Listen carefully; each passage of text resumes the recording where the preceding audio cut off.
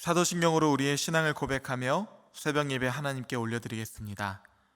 전능하사 천지를 만드신 하나님 아버지를 내가 믿사오며 그 외아들 우리 주 예수 그리스도를 믿사오니 이는 성령으로 잉태하사 동정녀 마리아에게 나시고 본디오 빌라도에게 고난을 받으사 십자가에 못 박혀 죽으시고 장사한 지 사흘 만에 죽은 자 가운데서 다시 살아나시며 하늘에 오르사 전능하신 하나님 우편에 앉아 계시다가 저리로서 산자와 죽은 자를 심판하러 오시리라. 성령을 믿사오며 거룩한 공예와 성도가 서로 교통하는 것과 죄를 사하여 주시는 것과 몸이 다시 사는 것과 영원히 사는 것을 믿사옵나이다. 아멘.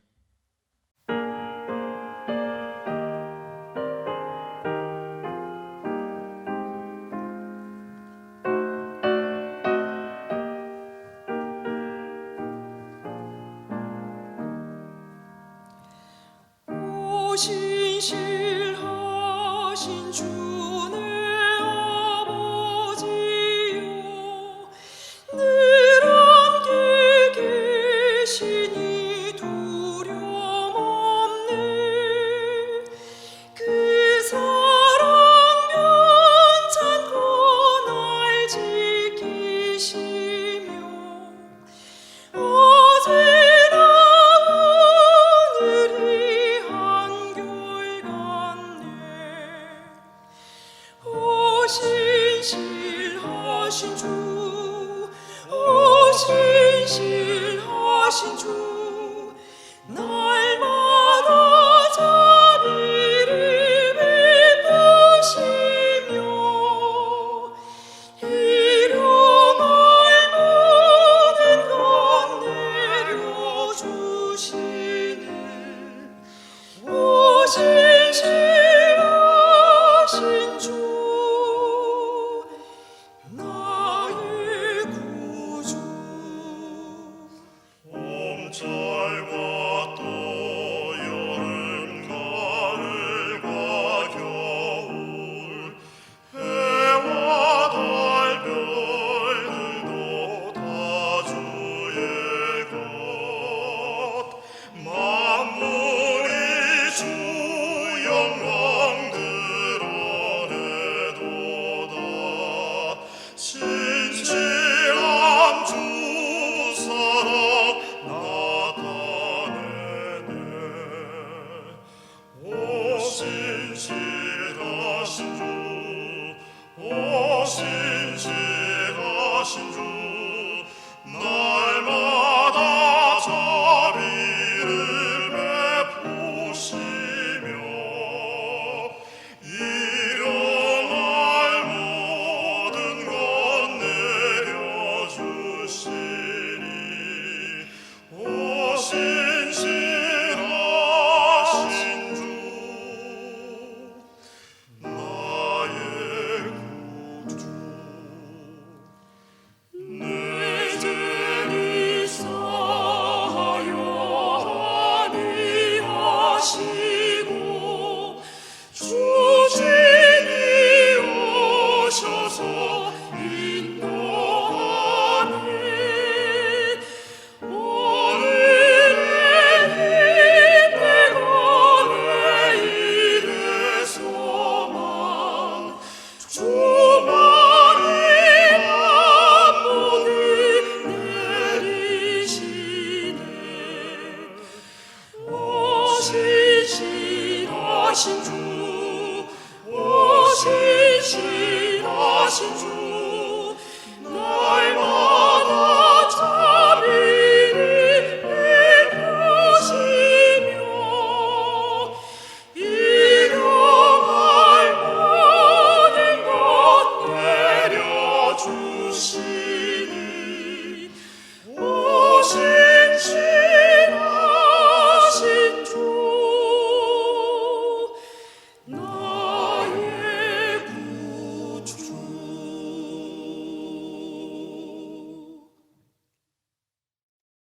이 시간 우리에게 주시는 하나님 말씀은 잠언서 3장 1절부터 10절까지의 말씀입니다. 내 아들아, 나의 법을 잊어버리지 말고 내 마음으로 나의 명령을 지키라. 그리하면 그것이 내가 장수하여 많은 해를 누리게 하며 평강을 더하게 하리라. 인자와 진리가 내게서 떠나지 말게 하고 그것을 내 목에 매며 내 마음판에 새기라. 그리하면 내가 하나님과 사람 앞에서 은총과 귀중히 여김을 받으리라. 너는 마음을 다하여 여호와를 신뢰하고 내 명철을 의지하지 말라. 너는 범사의 그를 인정하라. 그리하면 내 길을 지도하시리라. 스스로 지혜롭게 여기지 말지어다. 여호와를 경외하며 악을 떠날지어다. 이것이 내 몸에 양약이 되어 내 골수를 윤택하게 하리라. 내 재물과 내 소산물의 처음 익은 열매로 여호와를 공경하라. 그리하면 내 창고가 가득히 차고 내 포도즙 틀에 새 포도즙이 넘치리라. 아멘. 함께 기도하시겠습니다. 상한 갈대를 꺾지 않으시고 꺼져가는 등불을 끄지 않으시는 주님, 감사합니다. 오늘도 저의 연약함을 도우시며 말씀과 기도의 자리로 인도하여 주시니 감사합니다. 하나님, 저희는 하나님 안에 거하지 않으면 순식간에 말라 비틀어지는 나뭇가지와도 같은 인생입니다. 그럼에도 불구하고 나의 의지와 나의 계획으로 열매를 맺어가는 인생이라고 여길 때가 얼마나 많은지요. 주님, 인간 지혜자를 자처한 저희를 긍휼히 여겨 주시옵소서. 이 시간 간절히 구합니다. 예수님께서 내 안에, 또한 우리가 예수님 안에 거하는 인생이 되어서 예수님이 주시는 때와 열매를 바라보는 인생으로 거듭나게 하여 주시옵소서. 오늘도 말씀으로 새롭게 창조해 가시는 날이 될 줄 믿습니다. 승리의 날 되게 하여 주시옵소서. 예수님의 이름으로 기도하옵나이다. 아멘. 할렐루야. 네, 오늘은 단 하나의 지혜라는 제목으로 하나님 말씀 전하도록 하겠습니다. 온도를 측정하는 단위에는 섭씨와 화씨가 있습니다. 우리나라를 포함한 대부분의 나라들은 섭씨를 온도의 단위로 채택해서 사용하고 있는데요. 만약 오늘 날씨가 어때? 라고 물었을 때 한 20도쯤 된대 라는 답변이 돌아온다고 한다면 우리는 날씨가 어떨지, 또한 어떤 옷을 입어야 할지 대충 머릿속으로 그림을 그릴 수가 있게 됩니다. 참고로 섭씨 20도 정도면 보통 4월의 날씨라고 해요. 그런데 만약 오늘의 날씨를 물었는데 화씨의 온도가 답변으로 돌아온다면 여러분 어떠실 것 같습니까? 오늘은 68도래. 혹시 감이 오십니까? 미국은 여전히 화씨 온도를 채택해서 사용하고 있죠. 그럼 제가 여기서 문제를 하나 내보도록 하겠습니다. 지금까지 설교를 잘 들으신 분이라면 분명히 맞추실 수가 있으실 거예요.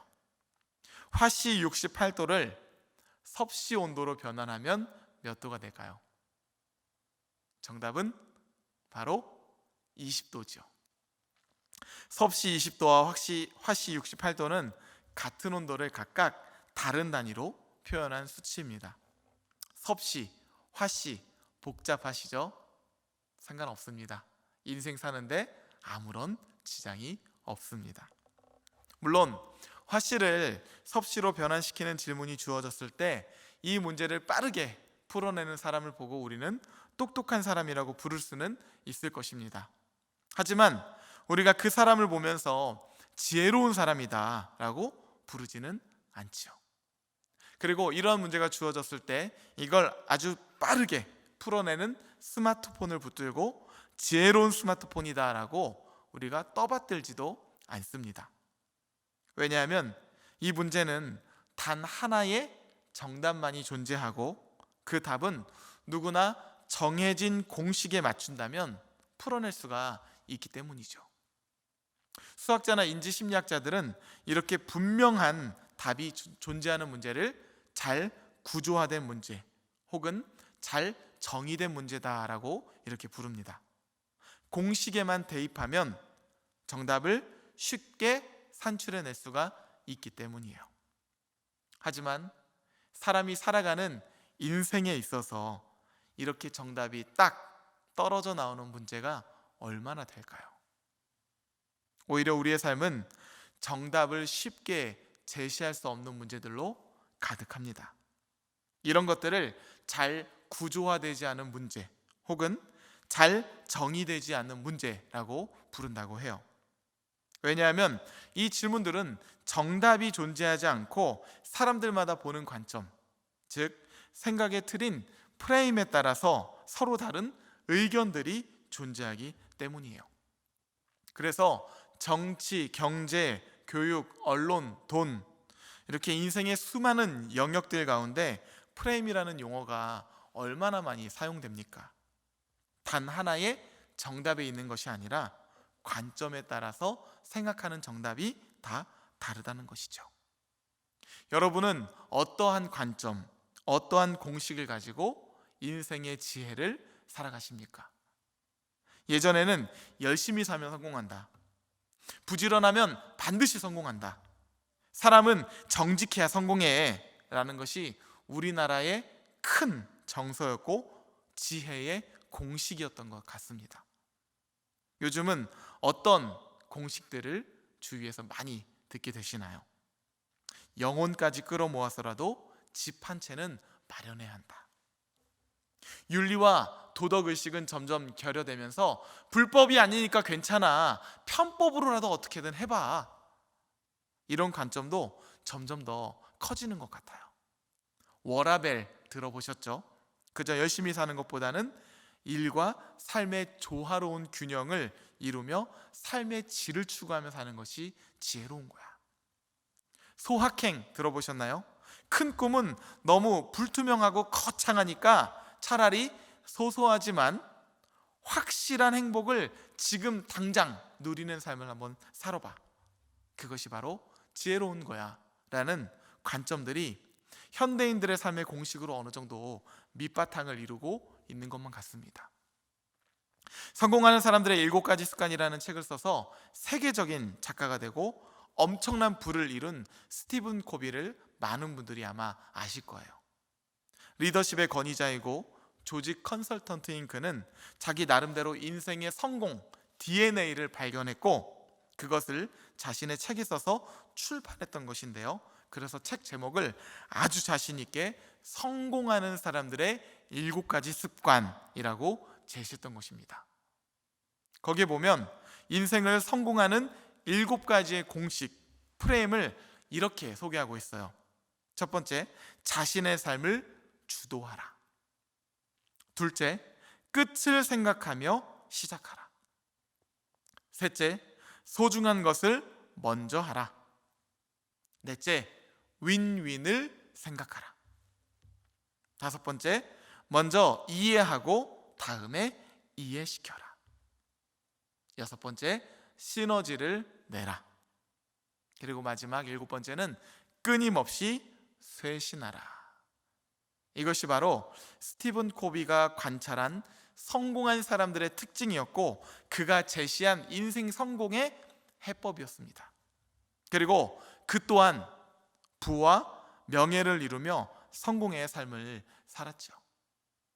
여러분은 스티븐 코비가 말한 7가지의 습관 중에서 몇 가지의 요소를 인생 가운데 담고 있는 것 같으십니까? 저는 설교를 준비하면서 잠시 생각해 보았는데 4가지 정도의 요소는 제 삶 가운데 있는 것 같아요. 그러면 제 삶은 성공에 가까울까요? 실패에 가까운 것일까요?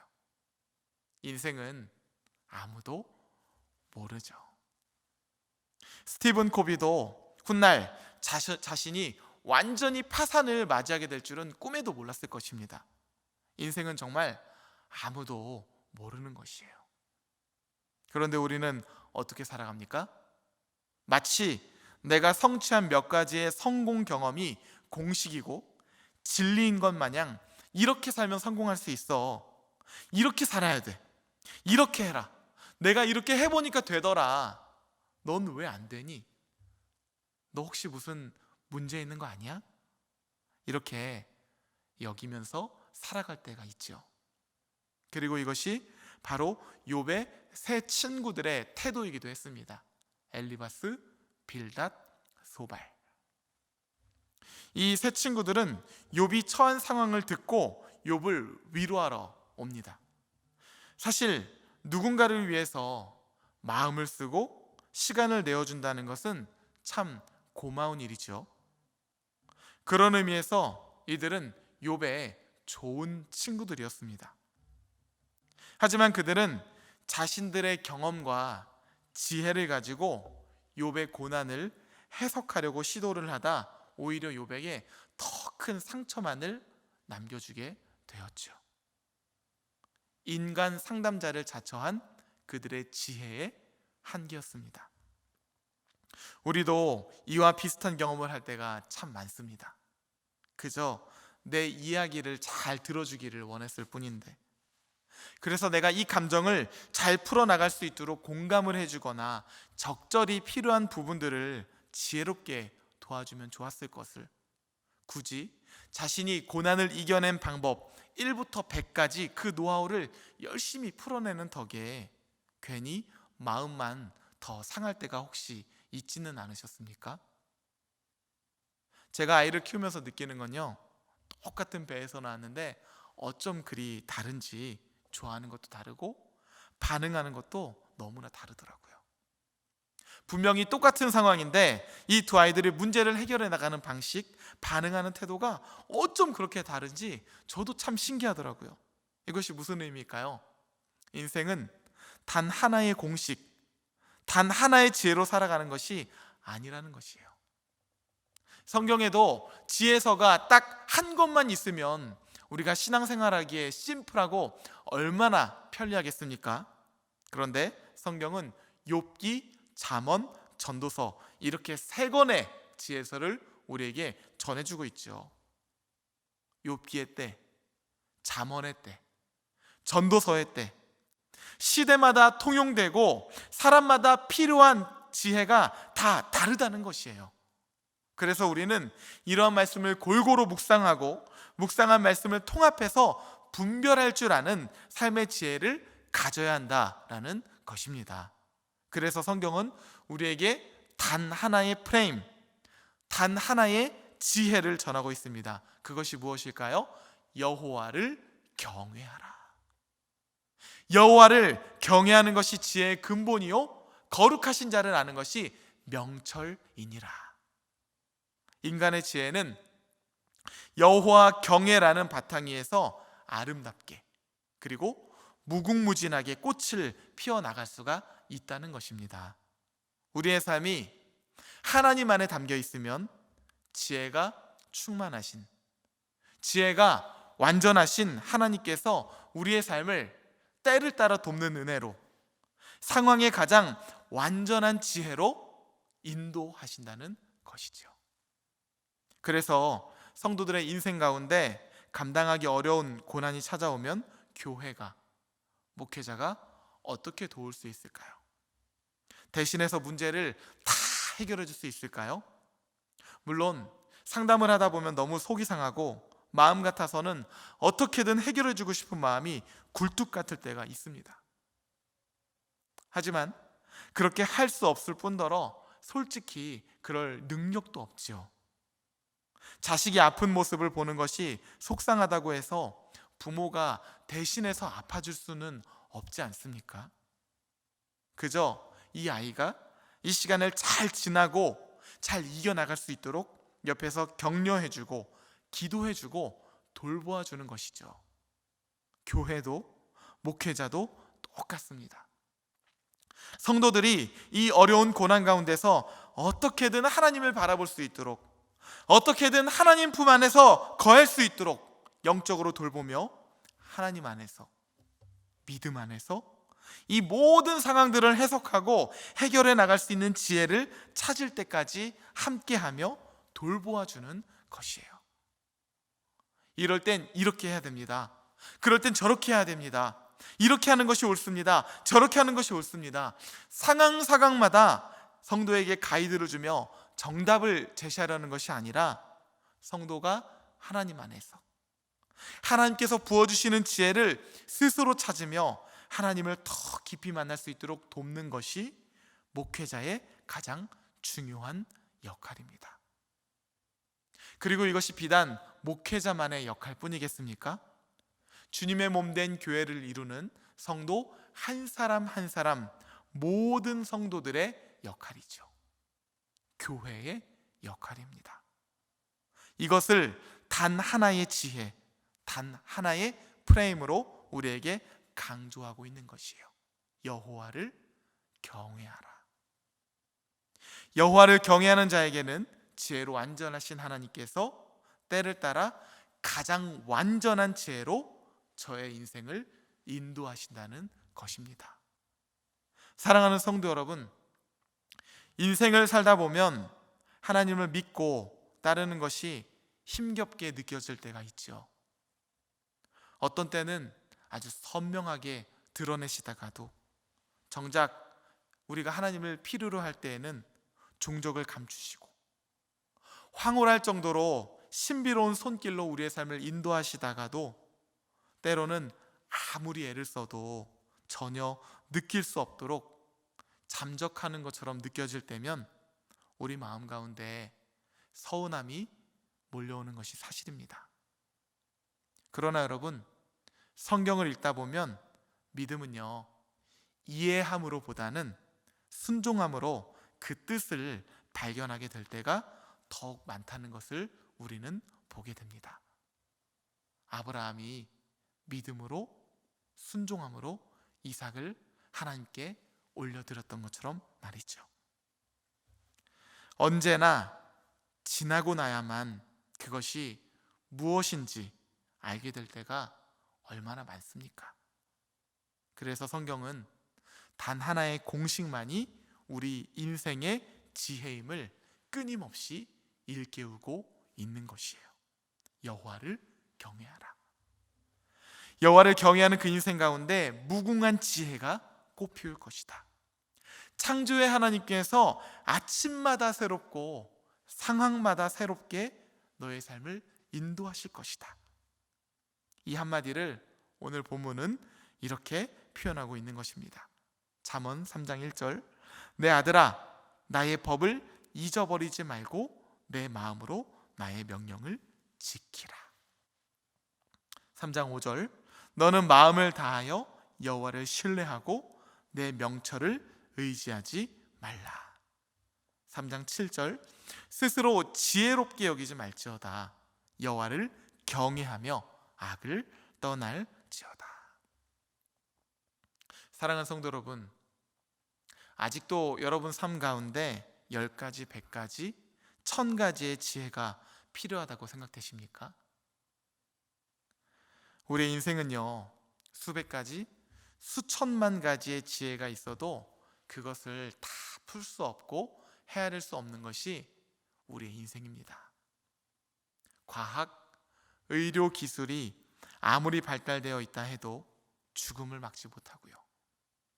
상담, 정신 분석학이 아무리 발달되어 있다 한들 우울증, 공황장애, 자살 등 수많은 문제들에 대해서 해결할 수가 없는 것 아닙니까? 그러나 단 하나의 지혜, 여호와를 경외하는 인생을 우리가 살아간다면 천지를 창조하신 하나님께서, 그리고 우리를 만드신 하나님께서 우리의 인생을 분명하고 아주 선명하게 인도해 나가실 줄 믿습니다. 간절히 바라기는 여호와를 경외하는 인생이 되어 여러분들께서 지혜로운 삶을 사시고, 무엇보다 우리 자녀들에게 여호와 경외함을 그들의 마음판에 새길 수 있도록 가르쳐서 여호와를 경외하는 가정이 세워지기를 우리 주 예수 그리스도의 이름으로 간절히 축복합니다. 함께 주기도문 하시겠습니다. 하늘에 계신 우리 아버지여, 이름이 거룩히 여김을 받으시오며 나라가 임하시오며 뜻이 하늘에서 이루어진 것 같이 땅에서도 이루어지이다. 오늘 우리에게 일용할 양식을 주시옵고 우리가 우리에게 죄 지은 자를 사하여 준 것 같이 우리 죄를 사하여 주시옵고 우리를 시험에 들게 하지 마시옵고 다만 악에서 구하시옵소서. 나라와 권세와 영광이 아버지께 영원히 있사옵나이다. 아멘.